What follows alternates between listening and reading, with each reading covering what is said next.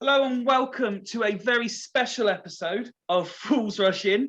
As you can see, it's a different look, a different feel about the place. There's no Big Time Ben, there's no Woody with his coaching and tactical analysis, there's no Ned with his report, but what we have got is the friends of Fools Rush In joining us. Regular viewers and listeners will recognise Liam, they will recognise Cy, and they will recognise Reuben. And we've also got the other man behind the now infamous, I should say, lower league look, Grant, joining us as well. How are you all, guys? Very good. All good, thank you. Good, thank you. Cover up brands here, actually. I don't think you need to cover we're up actively looking out sponsors and stuff, so you show all the different labels you want. We do not care.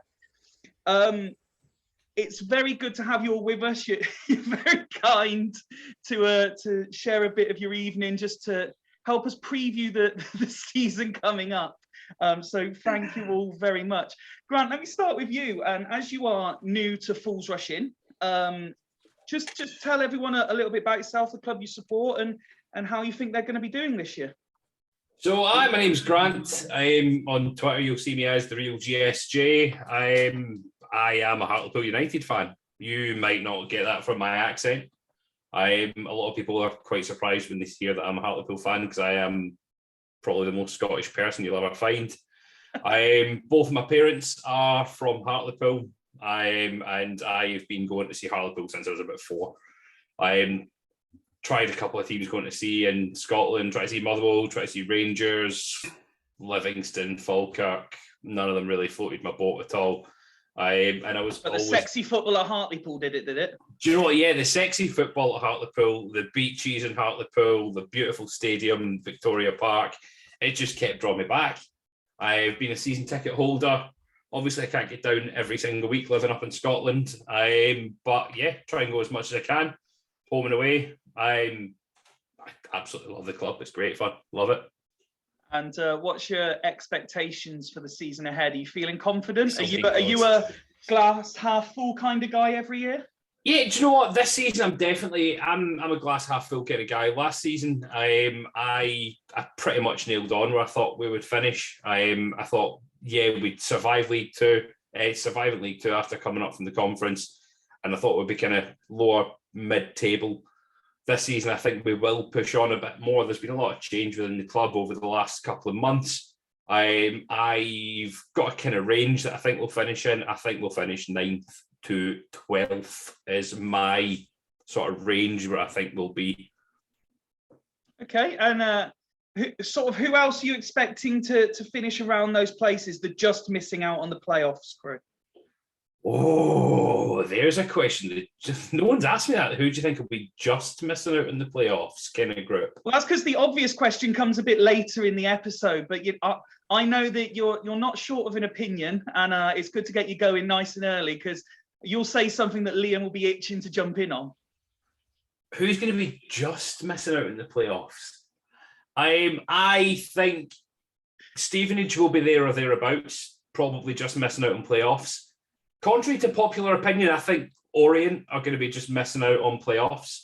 Loads of people seem to have them in their top 3 that I'm seeing just now, which I think's mental. Won't do that well. I think they'll have a good season. I think they'll probably just miss out on playoffs. Tranmere. Okay. As well, I think they're going to miss out on playoffs this year. Okay, interesting. Well, I look forward to hearing a few more of your thoughts as we start running through the other teams. Someone who I imagine is a lot more confident this year than perhaps he was last year is young Reuben, because Crawley are certainly going for it, aren't they, this year? Yeah, we're not afraid to spend a bit of money on some players, and although we haven't actually, I don't think we've actually spent any money actually buying players themselves. It's not transfer fees you're interested in, it's all contracts, isn't it? Yeah, I think we might have put a few thousand behind one particular player. But no, it's a bit of a weird one. I mean, coming to the end of last season, we weren't necessarily the most favoured club in the news, with John Yems and all of that kind of side of things. And I think a lot of people are still quite sceptical of our owners. and kind of how they are kind of earning their money and whether it's sustainable. Cryptocurrency is as sustainable as it gets, isn't it? Well, the owners have said, I think, that they've got enough actual money to last. Oh, well, that's okay then. Um, I've got enough actual money to pay my bills as well. Not much more, but that's about it. I mean, we've just raised, I think, about 4 million quid through NFTs, and that's actual money that Crawley have. They can't actually lose that money now, because people have actually bought it from Crawley. They can't then sell it back like you would with shares and stuff. So it's already 4 million quid that we've probably ever had. But no, I'm really looking forward to the season. I think it's important to make sure that we're not being like, oh, we're going to win the league now. I'd take anywhere in the top 10. I'd be very happy if we got into the playoffs. But I don't think we'll win the league. So you're not one of these fans who's going, my club suddenly seems to have lots of money. It's going to be HMS Pistol League. No, I don't think. We've seen previous seasons like Mansfield a few seasons ago, spending lots and lots of money on players, and they didn't end up doing very well, I don't think. Yeah, I think it's important to stay grounded and to actually use this year to kind of build up on kind of thing going forward. Okay. Liam, I know you've got a fair amount to say on Crawley. Yeah. The thing is, we can't really talk about Crawley without it coming across as biased. Why I don't say anything. Yeah, look, we'll address the elephant in the room on it. Like our podcast is sponsored by Crawley's owners, but we aren't biased towards them in that situation. Like we've said, if they're shit, we'll call them shit. No, you just want them to win every game except 2 this season, don't you? I mean, to be fair, I don't care. I don't actually care what they do. I think they'll be up there. I finished 12th last season. You look at the signings that they've made, you can't look at them and go, oh, they're going to be worse off this season. They might be. It might all go to shit. We don't know. But I did notice the tweet I think you put out about people predicting them to finish in the relegation zone, which is an absolute joke. Yeah. I mean, not to say they won't. Let's be honest. Stranger things have happened. Yeah, anyone could, but on paper, you look at it as it is now, you can't say that they've made relegation team moves. It's the same with Stevenage. Those are the 2 that people seem to be putting in relegations. Neither club has made moves that you look at and you go, I don't agree with that. Every single move that they've made, you look at and you go, that's a good move for them. You know, that's a step up. Yeah. How can anyone put someone who's signed Dom Telford in the relegation places? Yeah, exactly. That's fucking insane for me. Yeah. It's just ill-informed in my eyes. I think people don't want Crawley to do well. We've gone from being a team that people hate because we're Tin Pot Crawley, while they're even in this league, to now we're Tin Pot Hello, Ben. with a lot of money. So we've gone from being hated to, I think, probably being even more hated. So people kind of want us out of the league as soon as possible. But hopefully we leave this league going up rather than going down. These are the new Forest Green. They are. This season they are going to be there. Well, I think they're the new Salford this year. Like, everyone always hates on Salford for, splashing the cash and doing what they need to do. But yeah, to be fair, most teams didn't hate on Forest Green. It was mainly just Swindon. Yeah, but I think Salford have kind of slipped under everyone's radars this summer. No one's really paid much attention to them because Crawley seems to have become like the new Salford. But I think you're right. I think it's not the people that are putting them in the relegation places aren't doing it because they think they're going to finish there. They're hoping that they're going to finish there because they don't like the ownership. And again, it comes down to the fact that they've not done the research into how it works. We talked about cryptocurrency there. The club's not running cryptocurrency. It's running pounds. Yeah. Between the owners, they've got £300 million. Like, they're fine. All they're doing is just basically gambling on the side. And if they win, putting the money into the club. And I think, well, I mean, look at it. They did the first lot of NFTs and made 4 million back. They only paid 5 million for the club. Yep. Winner. let's move on to our longest running returning guest. Si, every year when I speak to you, I'm like, this is going to be Colchester's year. This is going to be Colchester's year. And year by year, it seems to get less serious that it's actually going to happen. Is this the year that we say, you're in danger of going down? No, I don't think we're in danger of going down. You're still relatively confident then? Yeah. Although I am not tempering expectation this year and aiming for top half. As long as we finish top half, I'm happy we had a good season. Obviously, want higher, and there's a little bit of expectation from our pre-season that we potentially could go higher. I think we've got to be realistic and look at where we are, especially what other clubs are doing around the league. So clubs you'd obviously not have to worry about previously, especially Stevenage, annoyingly coming up as well, because they've been a local team to us, a team we like to beat constantly. But yeah, so I'm confident we're not going to be in a relegation battle, but I'm not confident enough to say we're going to be playoffs or anywhere thereabouts, really. That's some all right business. Shamal George is going to Livingston. That's obviously slowly simmering in the background. Got Sam Hornby in, which I think is a very good replacement. But we're still 1 or 2 players short. So, yeah. I think you're very much in the same boat as me.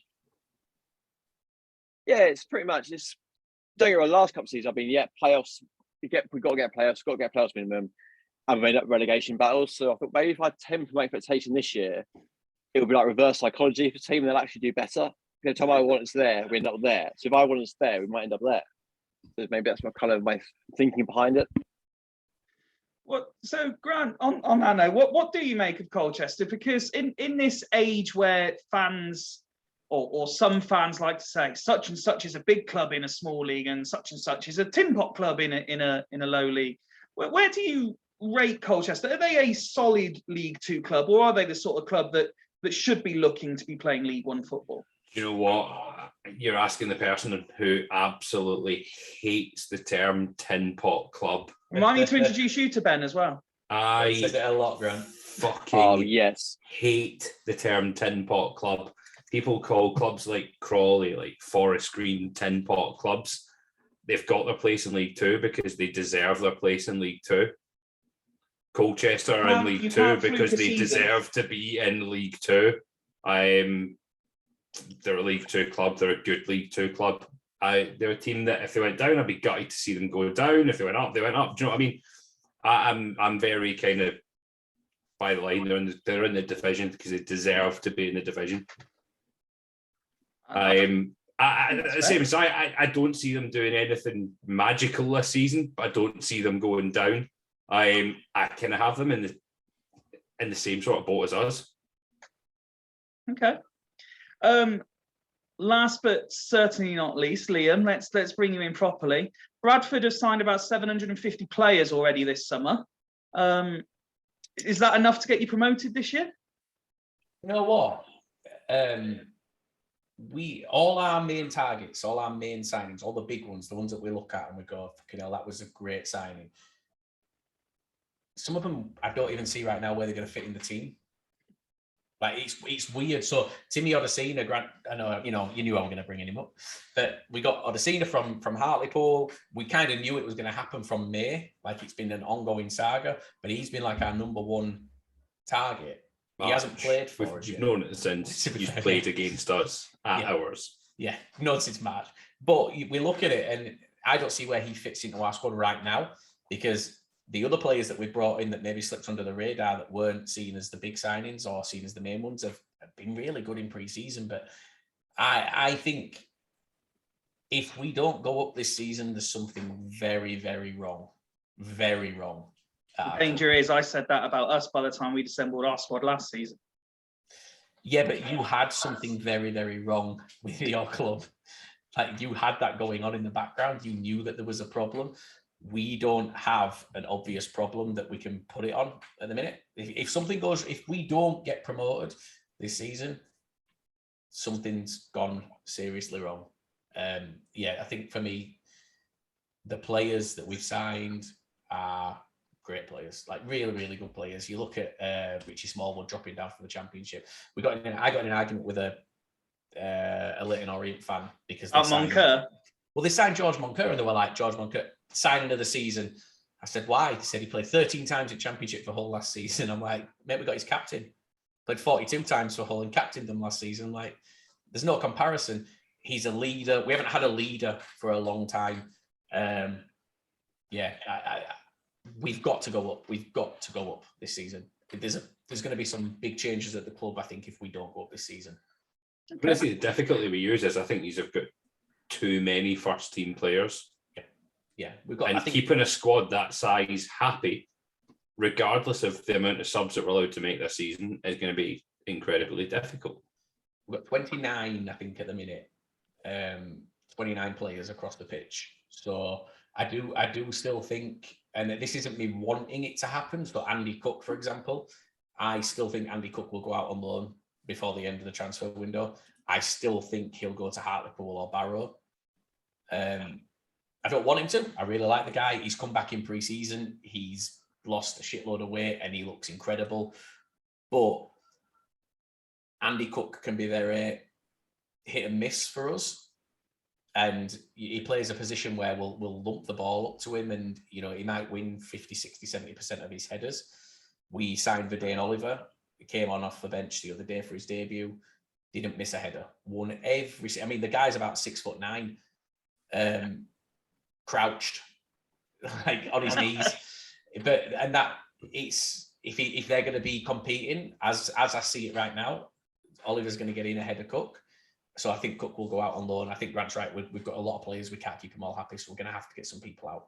Well, speaking of having a lot of players, on the slightly more humorous side, it's fair to say you've been linked with one or two beyond belief players for League Two, shall we say? Where do you stand on some of them? I mean, we joked the other week on our podcast about the link to Balotelli. I think Balotelli would be very lucky to come to Bradford, if I'm honest with you. No, you're right. We have been linked with. So I'll tell you where it came from. After our first pre-season game, there's a Bradford City podcast called The City Then, and we were leaving the ground and we were talking to our ex-chairman, just having a general chit chat. And out of nowhere, he came out. He said, "Oh, there's something big coming. There's a big player coming. They won't even tell me who it is." He's the current president of the club. He said, "There's a huge player coming. They won't tell me who it is, but this person will only sign for the club because of Mark Hughes." So at that point, everyone's going, right, it's got to be someone that he's managed before. He's only managed in the Premier League. We're getting Shane Long. Then Shane Long signs for Reading. And then all of a sudden, out of nowhere, Balotelli's been spotted on Manningham Lane. That was where it came from. But then it picked up on it just took a world of its own. And I enjoy it. I actually enjoy it because every year we have that one player that's absolutely ridiculous that we're never going to sign. Our fans think we're going to sign. This year we've had about 15. And it's really enjoyable to see people believing it. I mean, at least you've been linked to like unreal players like Balotelli and Long, when we've been linked to Lee fucking Griffiths. Yes. Ben, so you can talk about Ben on that as well. Yes. Well, Ben tweeted the other day, and this is how bad Ben is, right? Lee Griffiths had a medical at Hartlepool the other day. No, he didn't have a medical. No, he had one arranged. Yeah. Just didn't turn up for it.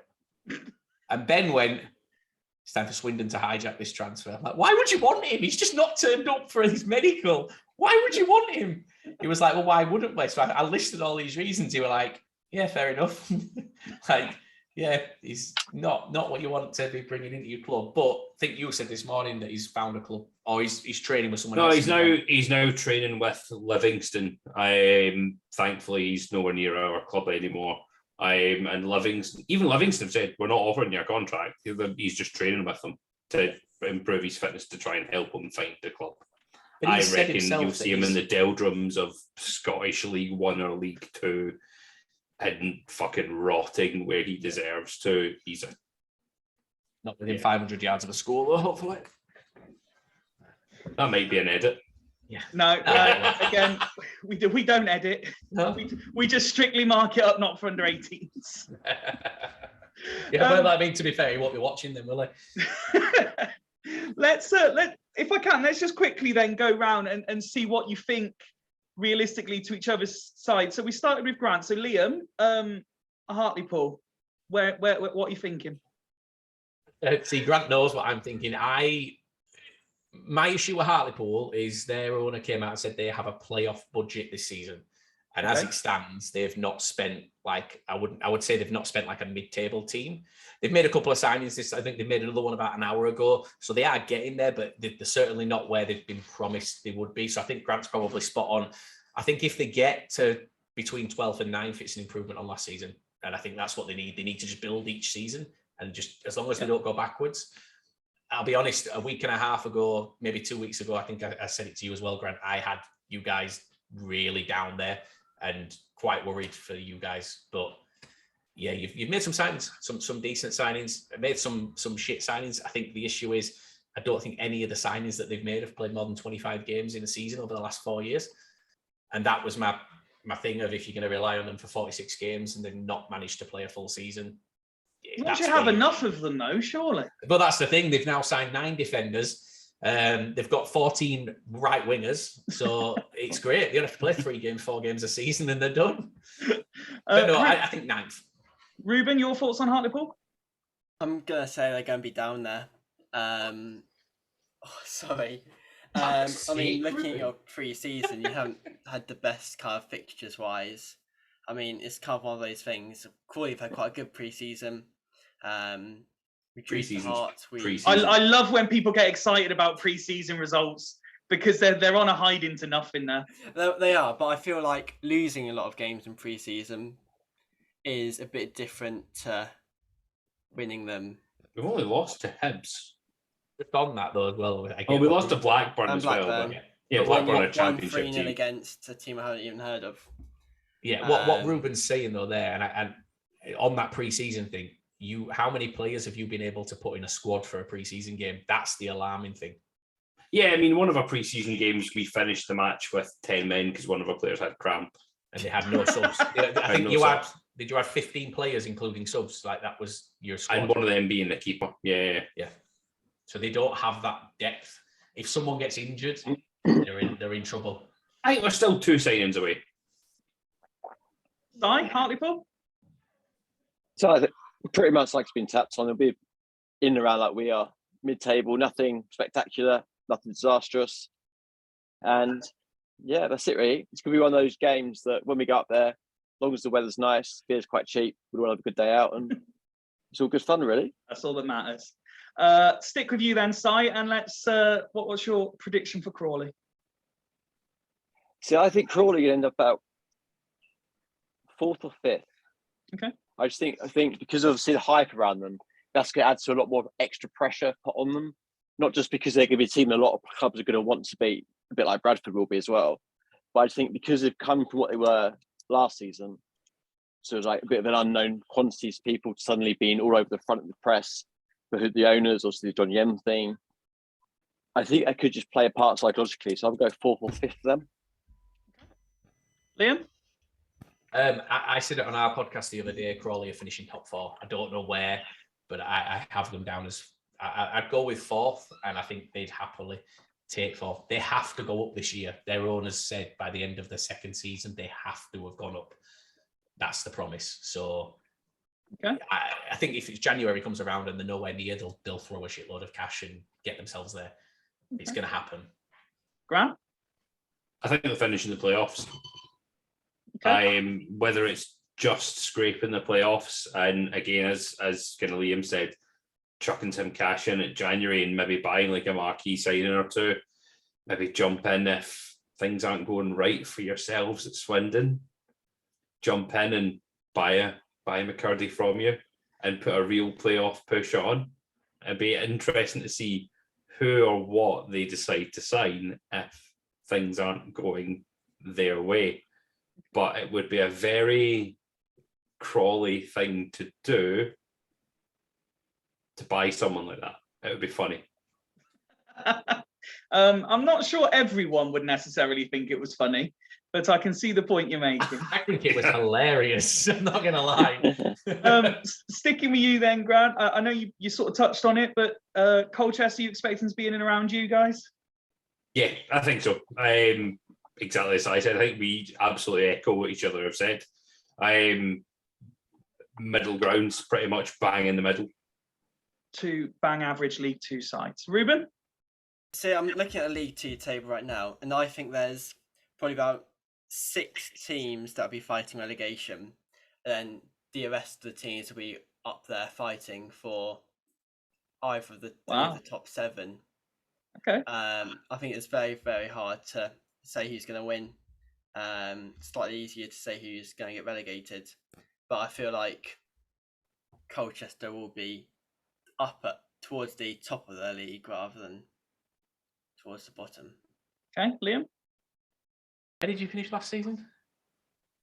So last season we finished 15th, but there's a big caveat behind that. We had an absolute waste of space. Hayden Mullins managing us, and we were pretty much like couldn't pass the ball 20 yards. I hate that bloke so much. What he did to our club. Anyway, so going on the that side of it. But then we had a bit of a run towards the end, and I think once we were safe, we had a bit more of a run. So, like I said, people say the table doesn't lie. The finishing position doesn't really show how crap we were. Because you had a good 7 or 8 games, you think you should have finished higher? I think we should have finished lower. Oh, okay. But that's I think where my reservations come about for you guys, because you've signed three players. Yep. So two of them are on loan. And one of them's good. We've got Alex Newby, to be fair. I think he played quite well last season. We played against them, so it's not too bad. One of them's Hornby from you guys, which I'm really pleased about. Yeah, we were a bit shocked about Hornby, to be fair, because when you guys first took him on loan, he just broke into our first team. So he came into our first team. He was doing really well. Richard O'Donnell was out on the bench. Richard O'Donnell was in talks with Hartlepool. And then all of a sudden, out of nowhere, we brought in, oh my God, what's he called from Peterborough? Alex Bass. And Hornby went out to you guys and then obviously signed for you permanently. But I think you're going to be in trouble this year. I don't think you're going to go down, but I think you're going to be in for a rough year. I think based on how you were last season, you've just said yourself, you think you deserve to finish lower. So we've only added that few players to that squad.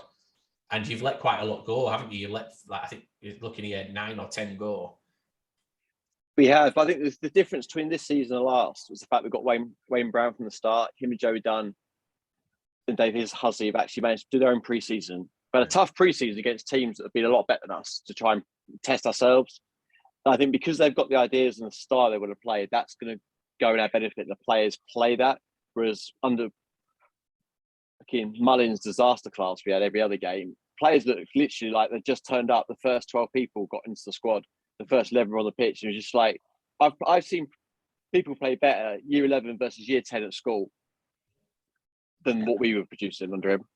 I think that's why I think I'm getting at. You've not added enough players to get that out, though it's still pretty much the same squad, barring a few players. And so I hope you're not, because I like Colchester, I do, but I think you might be down the lower end, maybe finishing a bit lower than where you finished last season. But we'll see. Okay, and then rounding off this one, then Bradford. I was going to say bottom now. Yeah, well, to be fair, originally I was like, I think they're going to finish first or second. Now I hope they get go bust. No. No, to be fair, they're going to be the team to beat, aren't they? There's no qualms about that. Well, the players they've brought in, management set up, they've got everything going in the right direction. The club. I think if they don't get top 3, there's got to be a massive inquest, as Liam's already alluded to, that it's literally promotion. Nothing, even 4th place is going to be disappointment. So I'd personally second or first. Okay, Reuben? I feel like Bradford fans will be more interested in what Crawley do, to be honest. Look, I'm not one of them, but I find myself arguing with them constantly because Crawley's posts are constantly just Bradford fans commenting about WAGME and about how Crawley are going to go bust and this, that, and the other.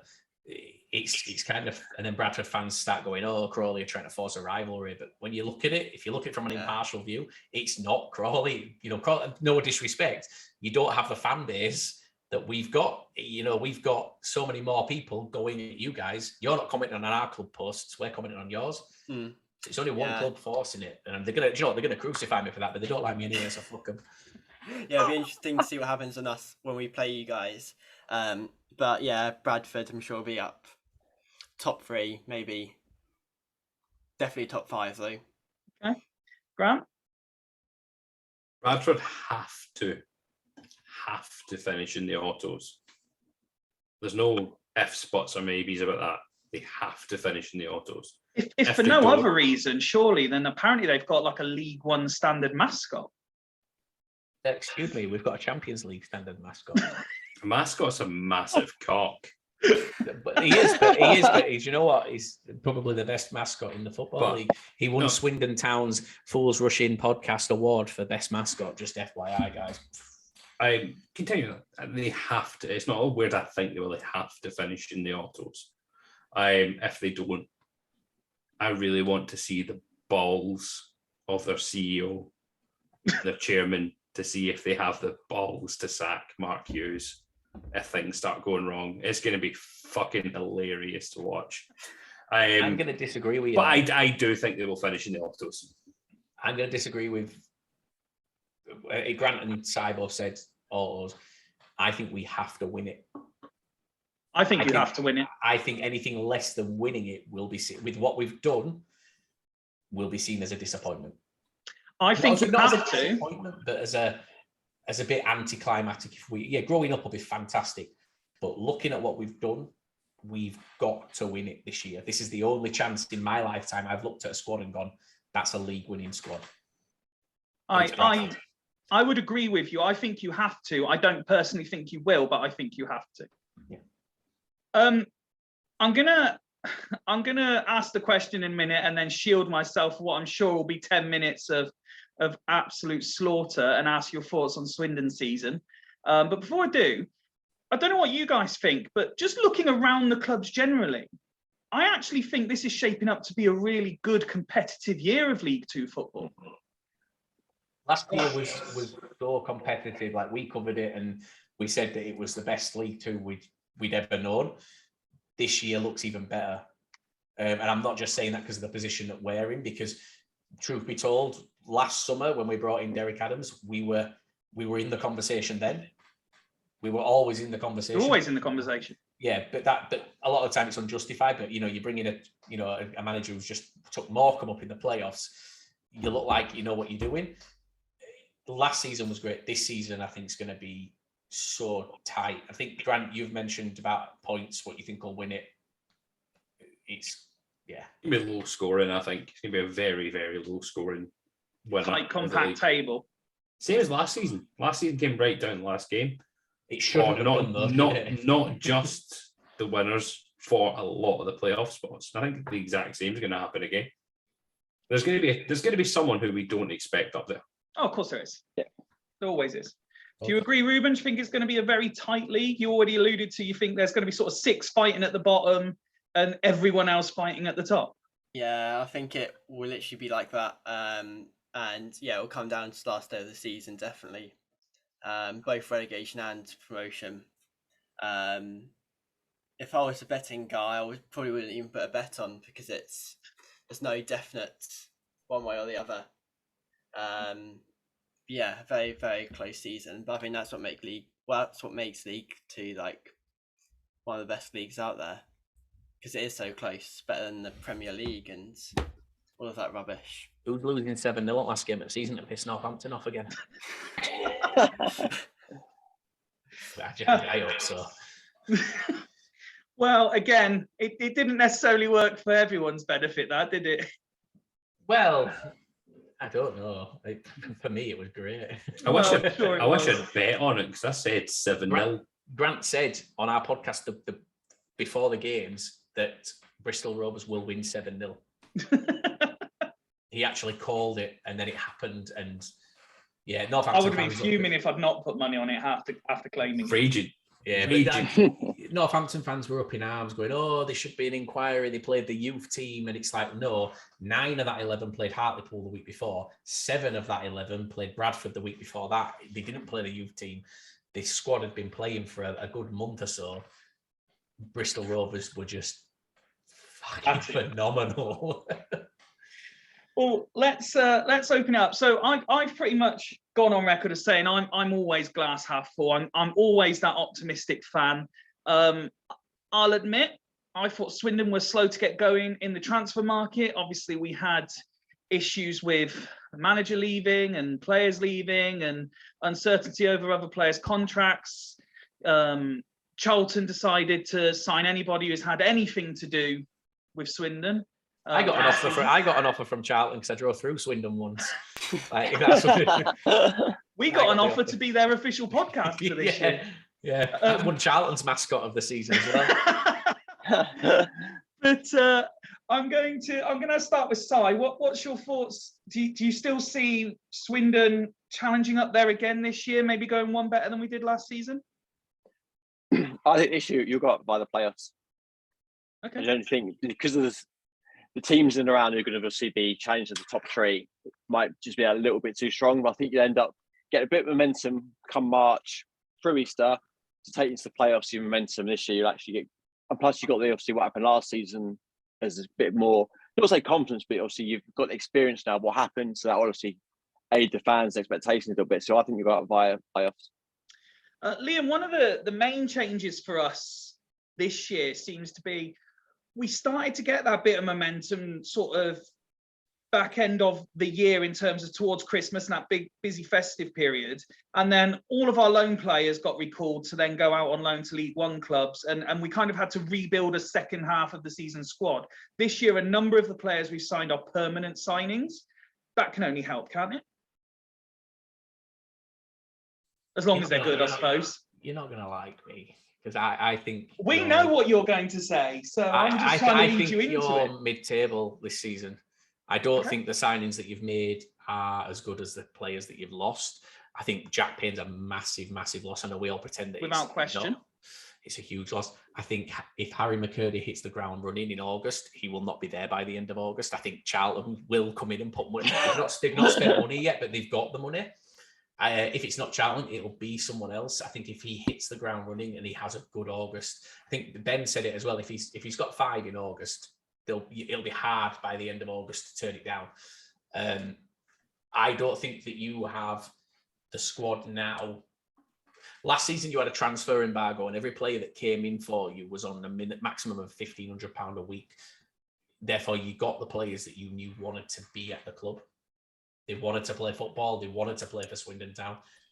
That's no longer the case. You can throw money at players, and when that happens, it sometimes goes to shit. And I personally don't think you've replaced as well as you've let go. I don't see a Jack Payne in your squad right now. And if Harry McCurdy goes, I don't see a Harry McCurdy in the wings waiting to come through. So I think I hope I'm wrong because you guys know what I thought about Swindon last season. I said it throughout every time we spoke. I thought you were the best team in the league. I thought you were phenomenal. I don't think it's going to be the case this season, unfortunately. And we'll take McCurdy. If he's too much of a burden, send him our way. Yes, I know. We've already had pictures from you of him in Bradford City shirts. I used to do it on the podcast while they were recording. Yes, I know you did. Be photoshopping Harry McCurdy in Bradford shirts and sending it into him. Reuben, Liam mentions McCurdy there. He had I think it's fair to say, a checkered past. He was never this great goal scorer. And then, he's had that one big season now where he's shown what he can do. It's not going to be easy for him to repeat that feat, is it, this year? Because people are more aware of him. Yeah, I definitely agree. I mean, in a way, we're similar with Telford. Exactly the same. Because actually, it was only really last season where he had an amazing season. But yeah, I mean, if he does have a good month or even first 3 months until the January transfer window, he'll be very hard to keep hold of. I appreciate the background. And I also know how much other fans, he's one of those players, other fans despise him. But if he was to join their club, they would absolutely love him. Yeah. But I do worry about Swindon, whether their time to get promoted was either last season or 2 seasons ago, and whether that kind of ship has sailed.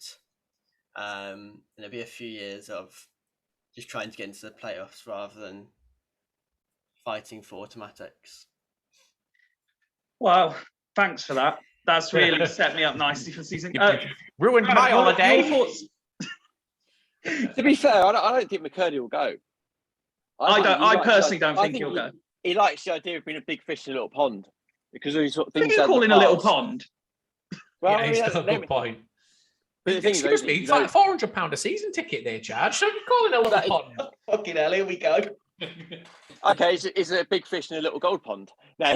Yeah, the pond is literally made of solid gold. Yeah, I just think because of he's found a bit of a following there. You know, obviously his bang goals are fun to a point last year.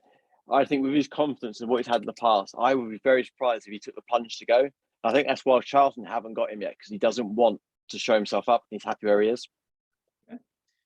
Grant, we're just talking Swindon's prospects this year. Are you thinking we could challenge again? No, I think he'll still do all right. The big thing is, as we've all addressed, is can McCurdy keep his form up for another season? Will he stay injury-free for another season? Because you really did struggle when you lost out when he went off injured. If it wasn't for him coming back, you would not have made the playoffs. You've signed Adeloy. I think Adeloy's a good striker. We were linked to him as well. I've got a guy that I work with is a big Air fan, and he absolutely loves him. And thinks he'll do really well in League Two. So he's been with us before, but he was a bit younger then. I think he'll do all right. I think Adeloy will be a good player for you guys this season. Okay. Well, I'm going to go on record again, and the rest of the Fools Rush In panel, we're doing our preview show next week. But I'll state it here that I think we will finish playoffs minimum. I'm confident. And I don't know what. I just like this idea that we seem to be adopting this Moneyball type approach where it's all statistics that mean absolutely jack shit to anybody. But we're signing these players based on these statistics, and I like it. And we're going all in on it.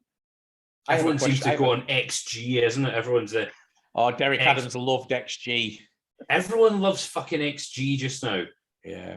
Crawley have built an entire squad around XG at the moment.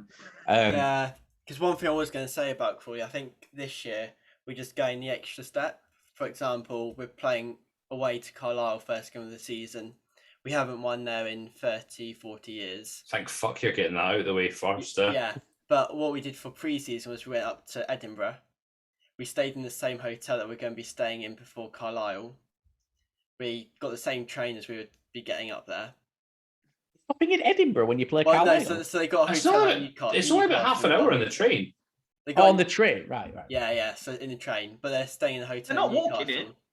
No, but I thought they'd be getting a coach. It's a long drive, really, isn't it? We can afford the train now. You can afford a private plane. It was be honest, you can afford a private plane. Football team that got a private jet to a game. It was Arsenal, wasn't it? Was it Stockport? Oh, sorry. It was either Stockport or Wrexham in the National League. Yeah. Well, that's got to be Wrexham. That's very Hollywood, that. Yeah. Remember, Stockport can't even fulfil their football top orders just now. I know. Oh, yeah, that's not great. But Fyfie, question for you then. Go on. You're going to playoffs. Who's going to be your standout this season? So do you know what I think it'll be? I hope I'm wrong, but I think any success we have this year will be based more on being better defensively than we were last year. The likes of McCurdy are obviously going to carry on being, the star players. But I think a lot of what we've focused on is trying to be better defensively than we were last year. Who's going to be your star player? I've wrote down basically, I've put on my phone here a name who I think is going to be your star player, and I want to see if you think the same. I mean, we signed McDonald recently. He's the obvious one.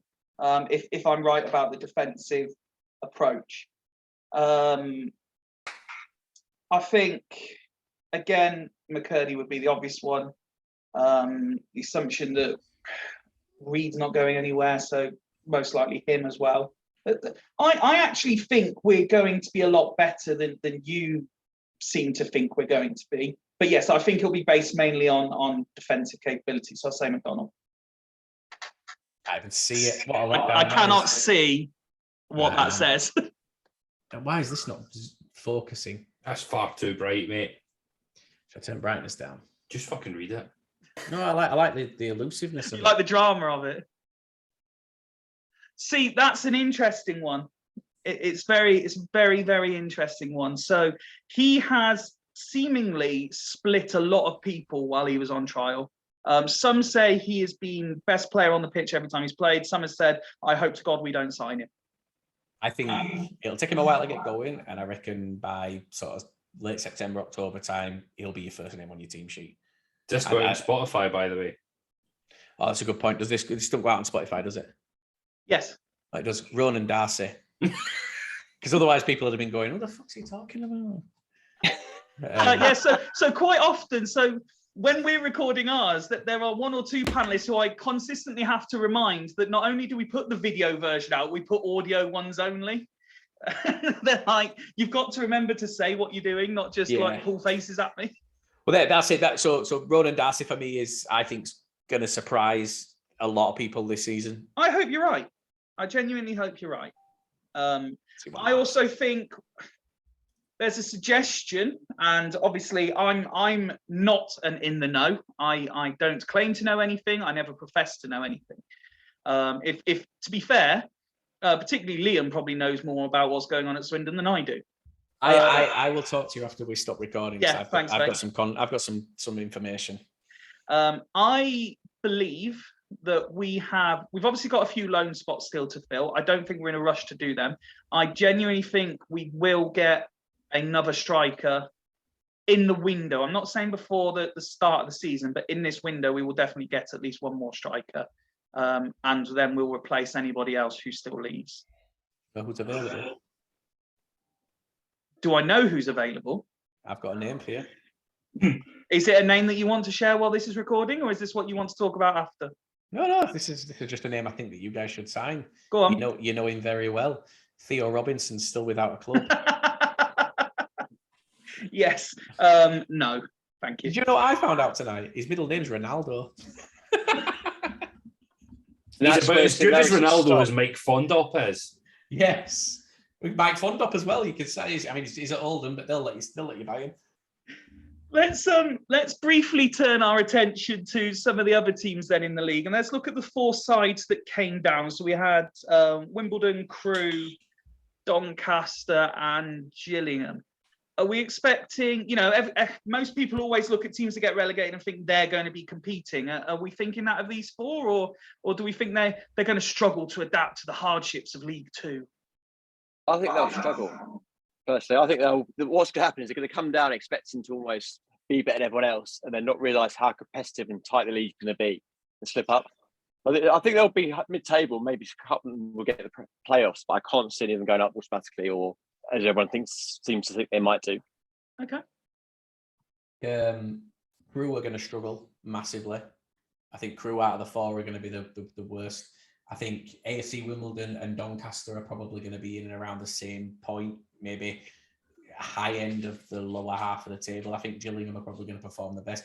Purely saying that Doncaster are going to struggle because we had a Doncaster fan on ours the other day, and he was so confident that he put Doncaster in the top three. He said it was going to be a breeze. And I think if they've all got that attitude, they're in. When we said to him, we all said you're in for a big shock when this season starts, because this league's not the pushover that you seem to think it's going to be. You've just come down. You were getting pumped week in, week out, and you've improved, but you've not improved to the level of some of the teams in this league. And I think Doncaster are going to show. I think Crewe will be down there for definite, but Gillingham will probably perform the best out of the lot. Right. See, I don't think Gillingham will perform the best out of the lot. I think they Matt's going to kill you. They really struggled with conceding last season. I think that's going to continue this season. I don't think they're going to be great this season. Sorry to the Gillingham guys if you're listening to this. Doncaster, I don't think they'll do as well as they think they'll do. I think they've made a few good signings. Obviously, they've got Molyneux from us. He'll probably get their goal of the season about 10 times over. Crewe, not great. Wimbledon will probably be playoffs, I think. So, Reuben, the three guys seem to be suggesting of the three, Wimbledon are the most consistently selected to do the best of the four. Would you agree? No. I I love football. I mean, it doesn't help. Crawley fans aren't the biggest fan of AFC Wimbledon. So I've probably a bit of a skewed vision. Hence my joke before the recording about MK Dons and AFC Wimbledon. And why I'm always going to refer to AFC Wimbledon as AFC Wimbledon rather than Wimbledon. But I think they're going to struggle. I think they've been too distracted by the new stadium, by returning to Plough Lane. And I feel For those listening on Spotify, Oh, that that's true. returning was in inverted commas. That is true. I should probably do that. I feel like behind the scenes, it's quite messy. A lot of fans against each other. A lot of fans from their trust boards against those who are actually employed by the club. And I feel like all the off the scenes, off the pitch kind of stuff is going to distract them from what's happening on the pitch. So which of the four do you expect to perform the best? I think Doncaster or Gillingham. Okay.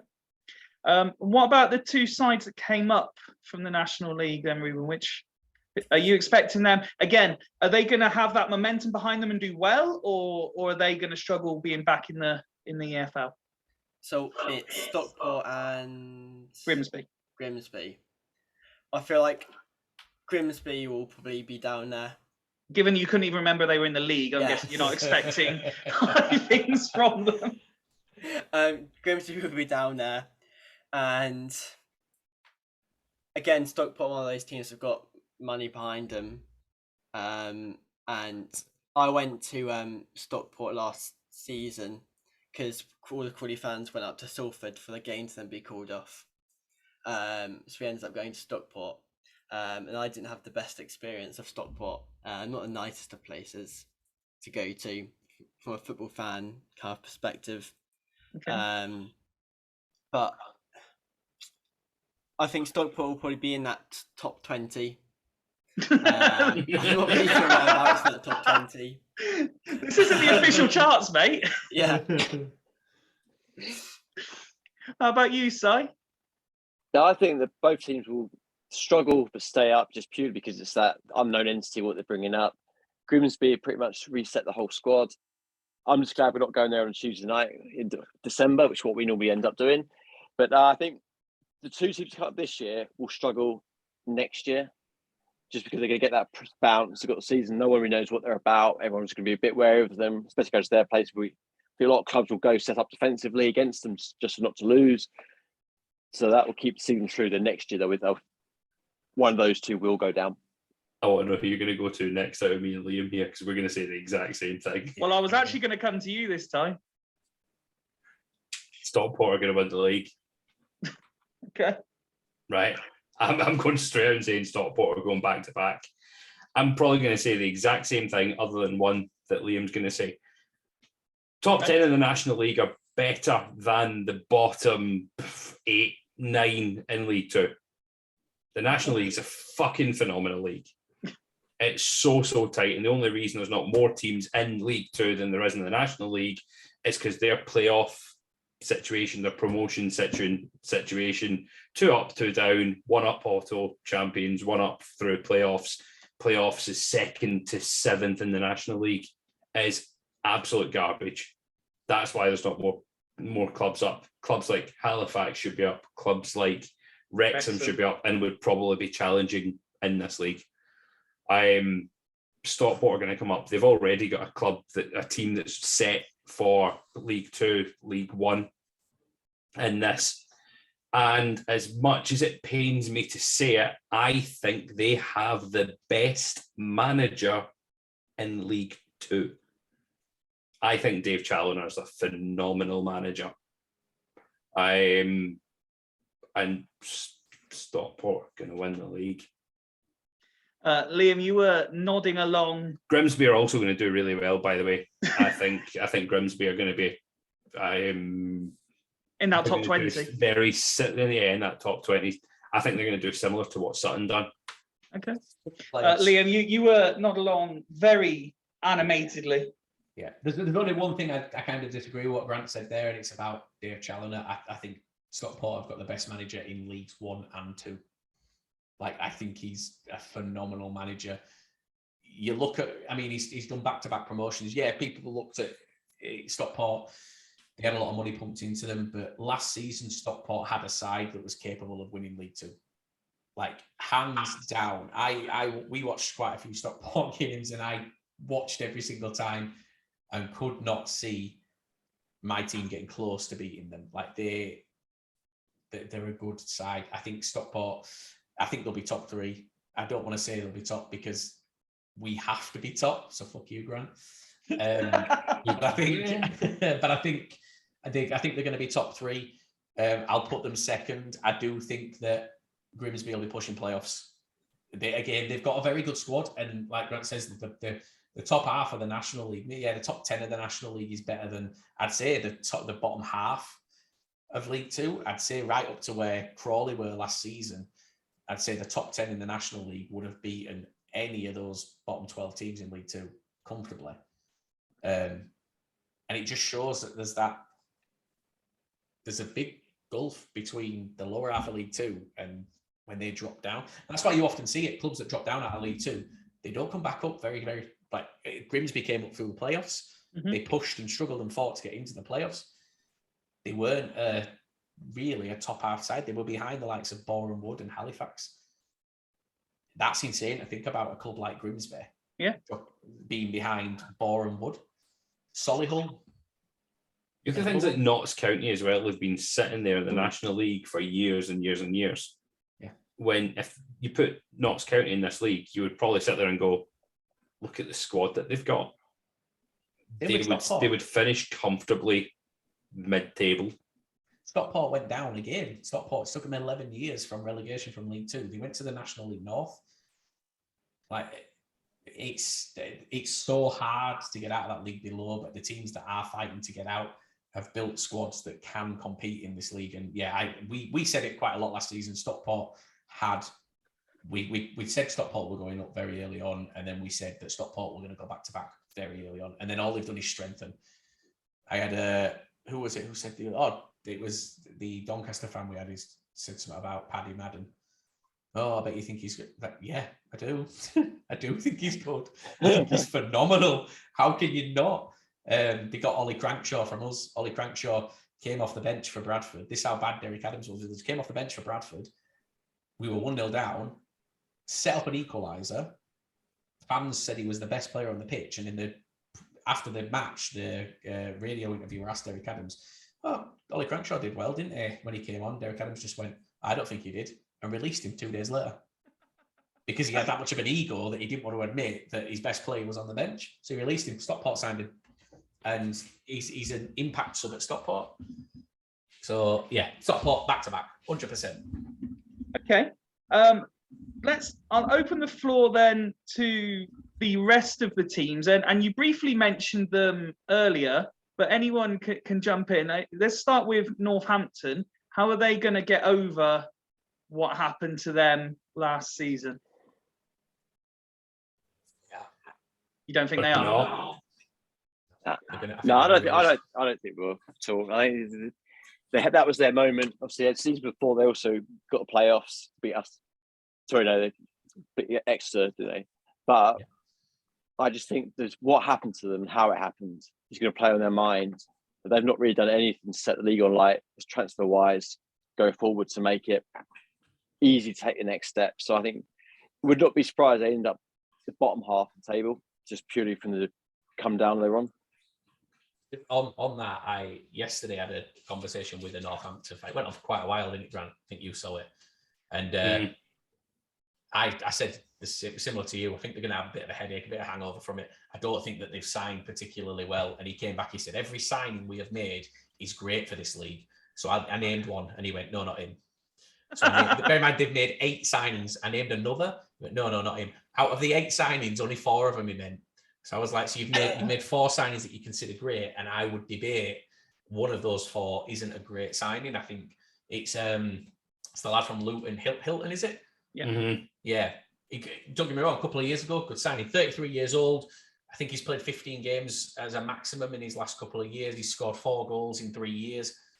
I don't think over 3 years he's played total number of games in a season.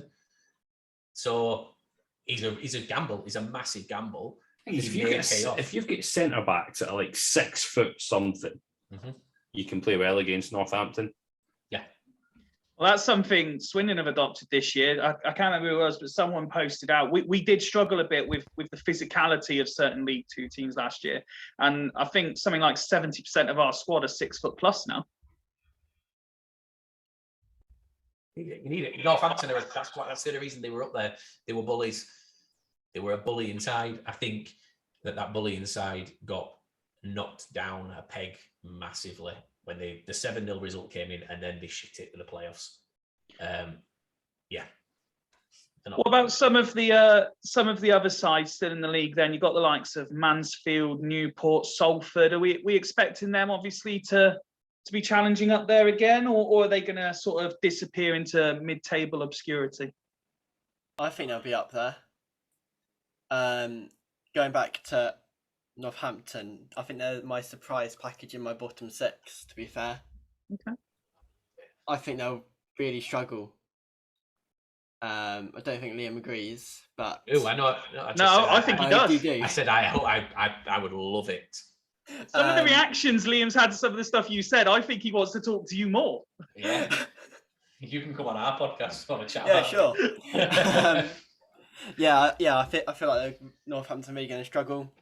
But I mean, the likes of Mansfield, Orient, you've got Carlisle, Bradford. I think that's why it's such a difficult league to predict who's going to get promoted, who's going to get into the playoffs, who's going to win.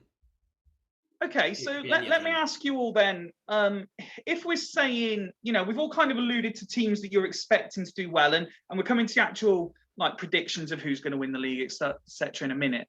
But I think it was you mentioned earlier, Reuben, that there's always a dark horse, and Liam, I think it was, or Grant said that there's someone's going to be up there we're not going to expect. Who is that team going to be this year? Who is the team we're not going to expect?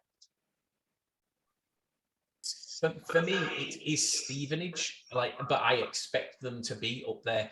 But you don't expect others to think they will. Yeah, others don't think they will be, but Stevenage have signed very well, and they have got the manager. Reuben, you know all too well. They have got the manager to get them fighting at the right end of the league. Stevenage are the surprise package.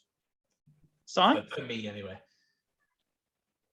Yeah, I think as much as it grates me, Stevenage are going to be the team. Considering what the season they had last year, what they've got now. You've seen how they've gone on pre-season. They beat Bromley in pre-season, didn't they?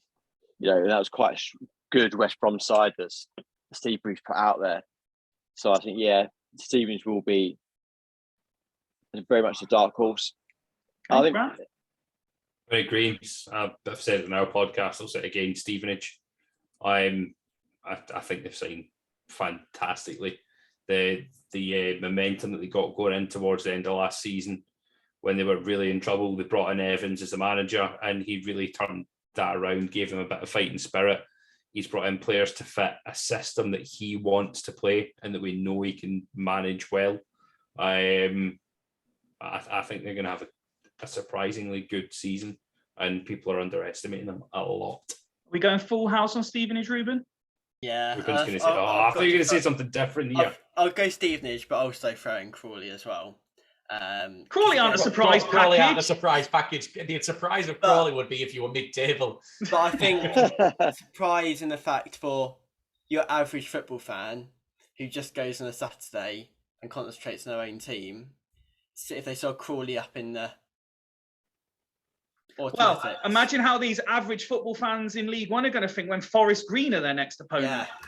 They're going to be like, what is a Forest Green? Do you know what? Stevenage are going to be the Northampton of this season. I don't mean league finish wise. I mean they're going to be a dirty side. Okay. That's Steve Evans. That's what he does. He doesn't create, like when we played, when he was Crawley manager. There was I think an 11-man brawl on the pitch at the end of one of the games. It was incredible. Crawley at the time were a dirty side. When he was at Rotherham, they were a dirty side. It's in his nature. It's what he does. Fair play to him. I hate the man, But he's one of them, same as McCurdy. If he's at your club, you know you're going to be all right. Oh, that's harsh to put them in the same. No, but you know what I same mean in terms of bracket? like, you don't like Harry McCurdy. No one here, none of us four like Harry McCurdy because he doesn't play for our club. It's that simple. You hate him when he's not at your club. You love him when he is. I think like, I hated Lucas Covalan, but when he legged Harry McCurdy in the head, I was absolutely. Yes. Right, let's get down to the serious stuff then, and I'll leave it entirely up to you guys if you want to do strictly one-word answers, or if you want to explain yourselves. Let's start with not who you want, but who you think will be champions. Liam. Bradford. Si. Bradford. Grant. Stockport. Reuben. Bradford. That's a lot of positivity about Bradford. Okay, Wait. What about you? Oh no, I can't because ours is next week. No, come on, you can. That kind of defeats the object of me being on next week. So No, it doesn't. You're the host. just I can change my mind by that point. Exactly. Just name the 23 teams that you don't think. Yeah.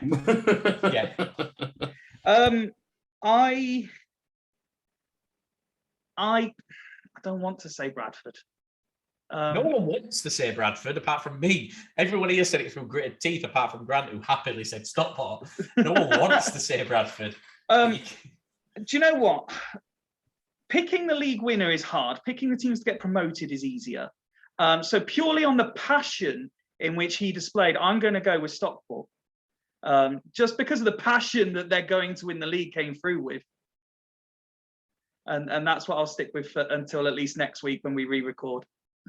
Drop kick you in the head. So win the league now. The other side getting promoted. I'll start with Grant this time. Other side's getting promoted. So that's the other automatic sides. The other automatic sides. I do think it'll be Bradford. Do you know what? Picking a third one's really, really difficult.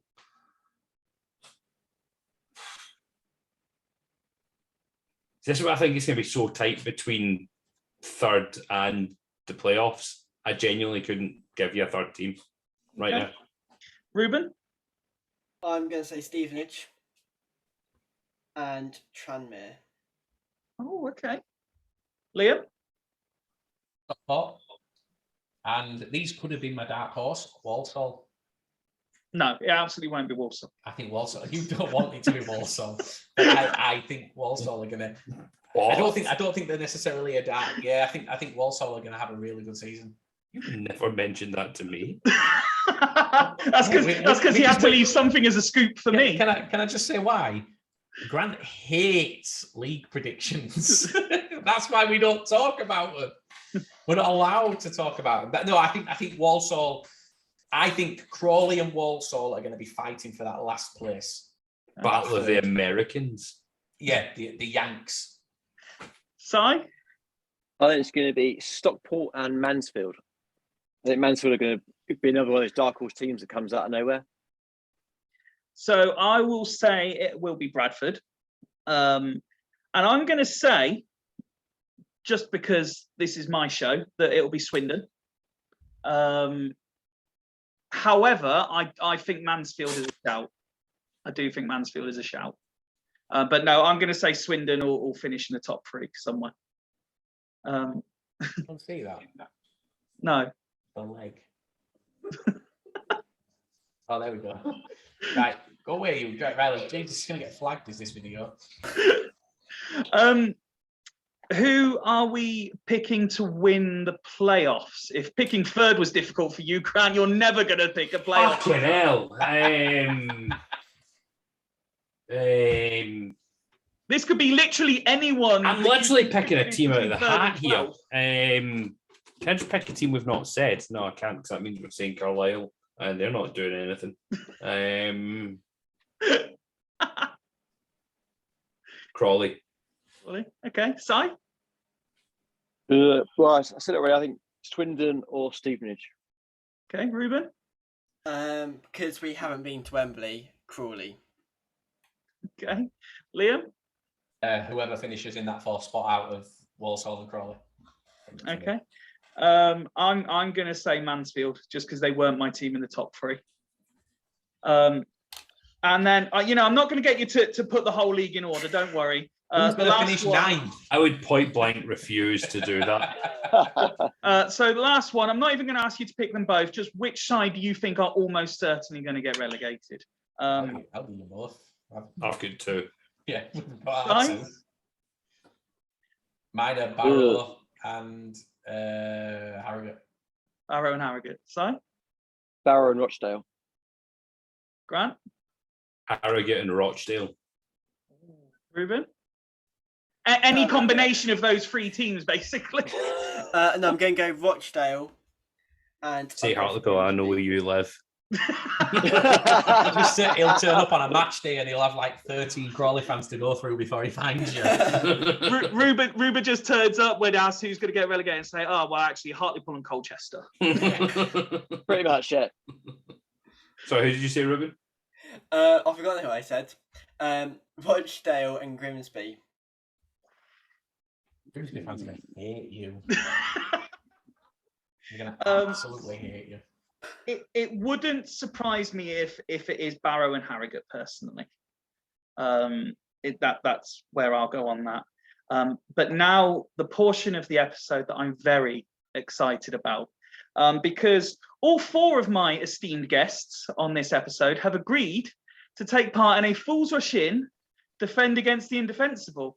The regular viewers and listeners will know that all through pre-season we've been doing quizzes, and 2 people have had to defend sayings that they would otherwise not agree with. All 4 of these fine gentlemen have agreed to take part without competing for the right.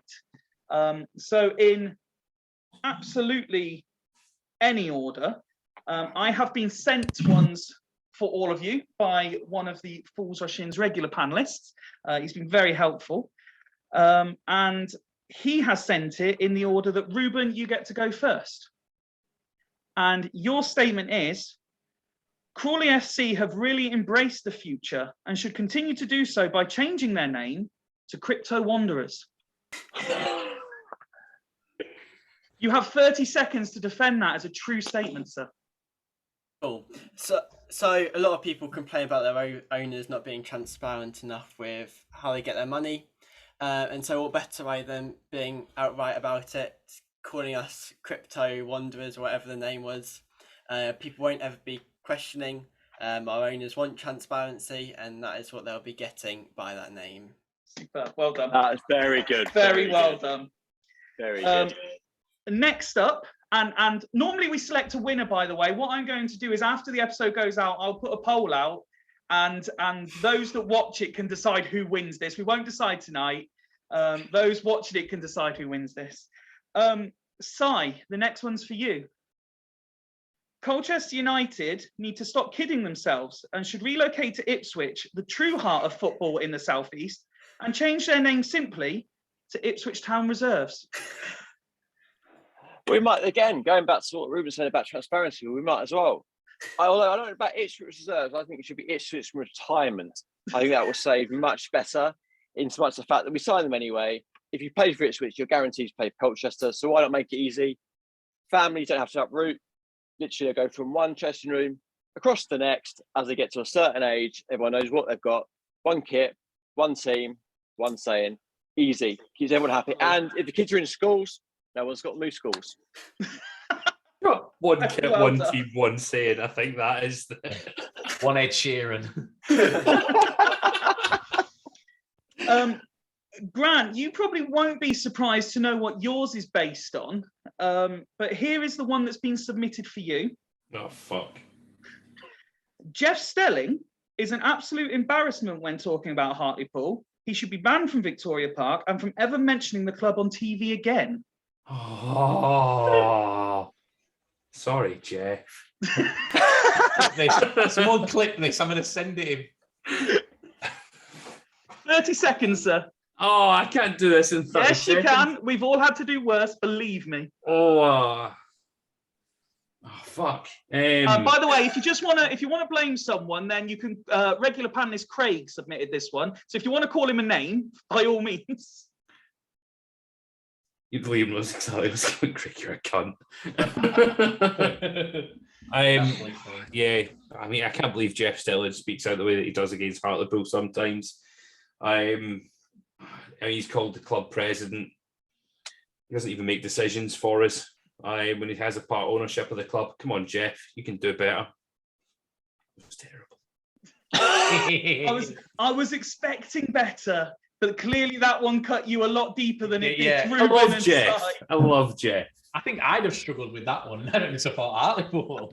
I mean, I thought it was going to be something like Darlington related, or I thought you were going to have to say that I thought it were going to be about Challoner.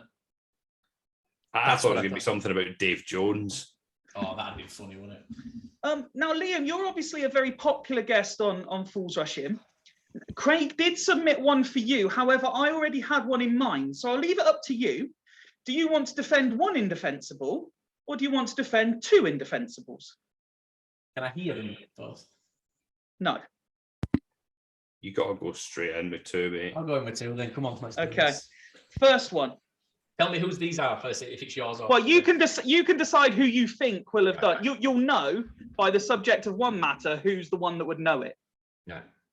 So your first one to defend is that Salford are a fantastically run club and deserve to get promoted this season. You wish Bradford were more like them. I mean, in fairness, it's not that difficult to be in that position. I do think that Salford are a fantastically run club. I think that we went back about transparency and ownership. Gary Neville doesn't give a shit if it's not going right. Managers out, bring someone else in, keep going until it works. You rinse and repeat. It's a proven method within football. I don't think anyone's ever not succeeded with that sort of method. You know, we're on our 10th manager in 4 years at Bradford. I wish we were on our 16th like Salford. It'd be incredible. You know, there's nothing I like more than paying out compensation to managers. So yeah, I think they're a perfectly run club. They should win the league this year. I hope they do. That's very good and very convincing, given that none of us mentioned them as promotion contenders or even playoff winners. Yeah. Part two, Liam, is that without question, Carlisle have the best fans in the division. Without question, Carlisle have the best fans in the division. But for those of you on audio only, Grant is pissing himself. So here's the thing, Carlisle, they don't just have the best fans in the league, they have the best club in the league. Who else? No, Grant, you're laughing, but right, who else would allow their top striker to go out in the town on a Saturday night, have a scrap, and come back and play on Tuesday? Carlisle are a different breed. Fair play to them. However, their fans are cunts, and I'll take a loss on that.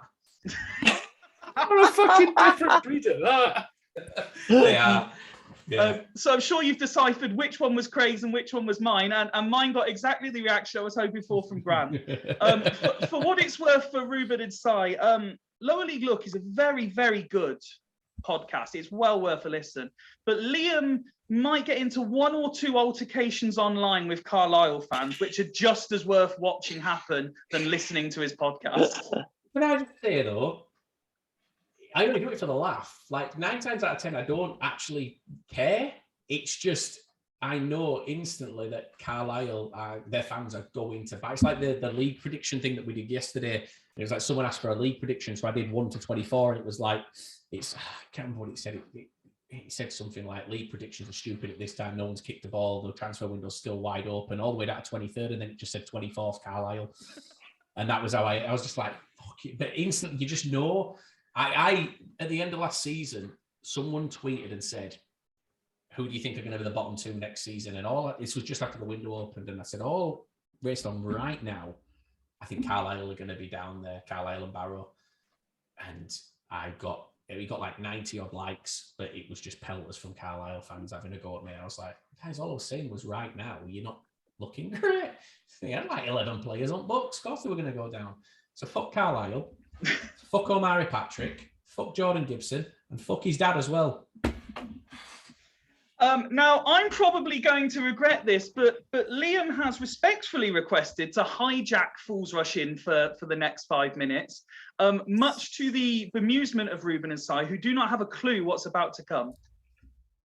So, guys, earlier this season, in fact, last season, me, Grant, and the guy that used to co-host with us, Chris, we had a thought of what happens if one of our teams go up because we support a League Two podcast. If they go up or go down, what do we do?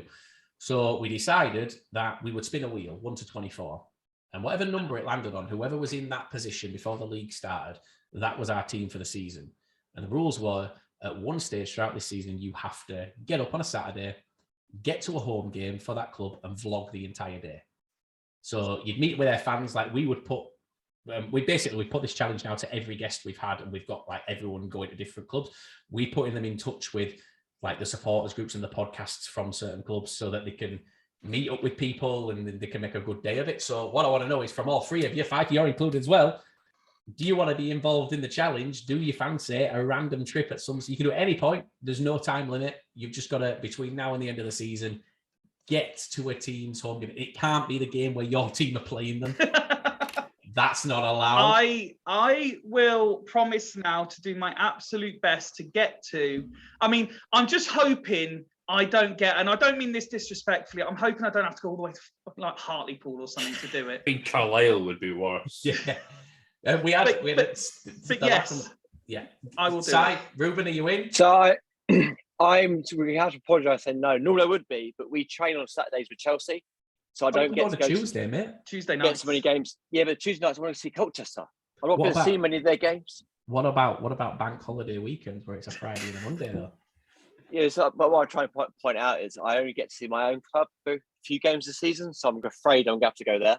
Right. Well, I understand. We'll accept that. We'll accept that. But Reuben, you don't play for a team. I'll say yes. I'll Get in. I really want Reuben to draw Carlisle or Hartlepool. So we I had want Reuben to draw Grimsby. Oh, and I have to explain what he thinks. No, we had a Stevenage fan on from the Stevenage Borough podcast, and he was so excited. And he was like, yeah, spin the wheel, spin the wheel. We spun the wheel and he drew Stevenage. So we had to spin it again. Right, so I've got the wheel up. Obviously, people can't see it. So I'm going to spin it. In fact, I can put the share screen on. Hang on. let me share the screen and I will. There you go. Obviously, on the here we go. Let's do guests first. We'll let Reuben go first. Didn't you? Right, can you see the wheel? Yep, unfortunately.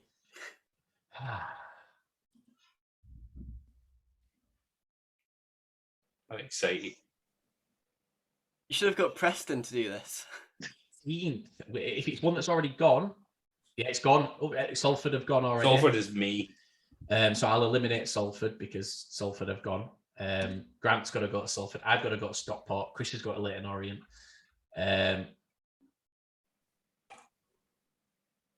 Tranmere Rovers. I'll take it.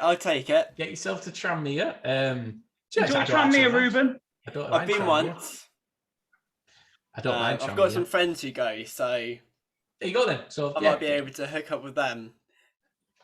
And Fyfie, you ready? I'm dreading this, but yeah, go on. Please I've probably be stitched myself right up here.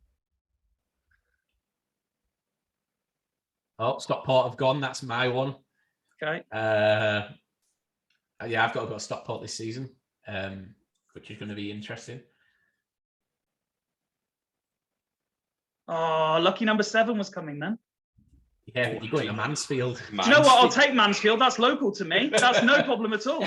That's fine. Mansfield's an absolute dream draw for me. Well, there you go then. Mansfield. So we've right. So I'll tell you on the table now. We've currently got. Let's have a look. Who have we got drawn? We've got Doncaster drawn. We've got Harrogate drawn. Leyton Orient drawn. Mansfield drawn. Salford. Stockport and Tranmere drawn. Grimsby drawn. Yeah, we had Grimsby had already gone, so you couldn't get Grimsby. Same. So yeah, we're gonna keep doing it, and we're gonna get Ben. Ben, are you gonna watch this? You're gonna be drawing a team. Sorry to ruin the surprise, Ben. Yeah, you are going to be drawing a team, and we're gonna keep spinning until you get Walsall. We're going No, to no. pre-record this spin, and we're actually just going to do it on a private YouTube link Yeah. to land. Can we please fix it that Ben has to go to Crawley? Oh yeah, just Because of the amount of times he called them Tin Pot last year.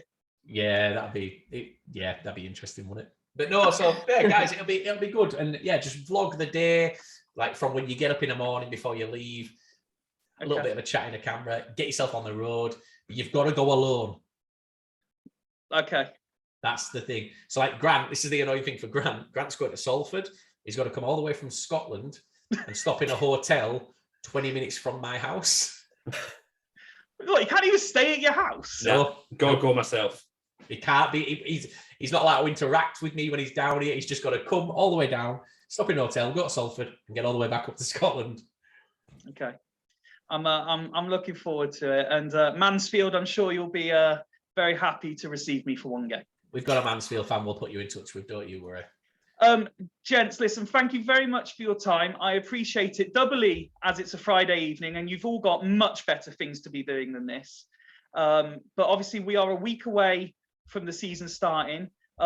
With the exception of playing against Swindon, I'd like to wish you all the very best of luck in the upcoming season. It'd be very nice if we were to finish 1, 2, 3, 4, and 5, obviously. Wait, who's finishing which? Well, Swindon won, and then the rest of you can fight it out however you like. First of all, Si, I've been following the recovery since your operation that last year. Obviously, we've been mentioning it as well during our podcast and been retweeting various stuff. Wish you the very best of luck in your upcoming season. Please keep us posted on any further England setup meetings and training sessions and stuff. We love to promote that kind of thing. And obviously you are more than welcome for the, without question, 7 or 8 times we play you in all the different cup competitions that we're going to be doing and the league games. Reuben, very best of luck as well for Crawley this year. You haven't bought the league if it goes really well, obviously. Yeah.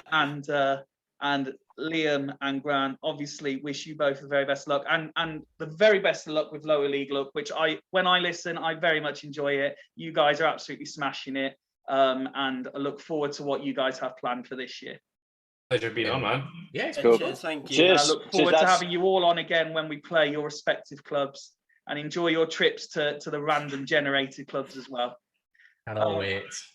Just a little bit of admin. Thanks for all the kind comments you had on our other special episodes this week, particularly with James Sendles White. If you haven't watched it, please do. It's a great listen. He talks about his time at Swindon, talks about his time at Crawley in non-league, and he talks about what it's like being a player during pre-season when you're looking for a club. It's fascinating, some of the stories. He goes really in depth. And remember, next Friday, a week from now when we're recording, Fools Rush In go live for the first time with all the stuff we've been working on during pre-season that hasn't gone out yet. We've got new branding, we've got new software, we've got a lot of stuff. Liam, don't say anything because I know you know bits. But Fools Rush In go live for the first time next Friday on the eve of the new season. But from me and from the guys, thank you very much again. Goodbye.